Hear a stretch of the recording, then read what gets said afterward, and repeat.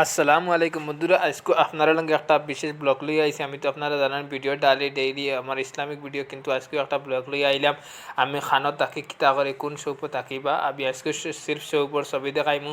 এরপরে আপনারা দেখাইমু কিলা কিলা কিতা মানাই কিতা যতটা ফটো দেখাইমু ততটা আমি আপনারা ফটো সব কিছু দেখাইয়া দিমু কিলা কিলা বানাই। ওদের আমি চেয়ার মানে এখানে আমি হিসাব হিসাব করি, ল্যাপটপও রাখা আছে, আমি এখন বুয়াত আছি চেয়ারে বই আমি হিসাব কথা সব কিছু করি।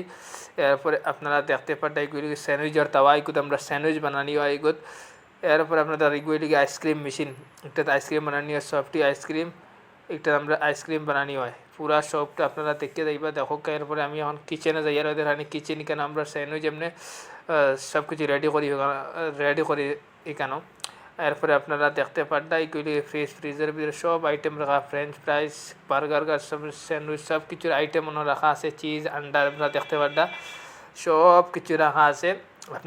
আপনারা পুরা ভিডিও ডেইলি আমার পেজে ফলো করে রাখবা, ডেইলি দেখবা কিলা স্যান্ডউইচ বানাইন, বার্গার বানাইন, জুস বানাইন। ওই ধরনের যতটা জুসের ফটো দেখলে আপনারা সব জুস কিলা বানাইন সব তারা আপনারা দেখাইমু, সব কিছু পুরা দেখাই জুসের আইটেম আপনি পুরা আপনারা দেখাইমু কীভাবে বানাইন।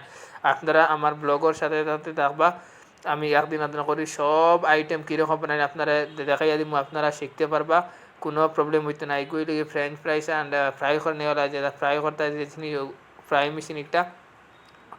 আর আপনারা সবসময় সাথে থাকবো অবশ্যই। আমি এখানে ব্লগ শেষ করে নিলাম, আপনারা আমার পেজ ফলো করে রাখবা, কীভাবে স্যান্ডউইচ বার্গার সব কিছু বানানি আপনাদের আমি শিখাইমু। আসসালামু আলাইকুম।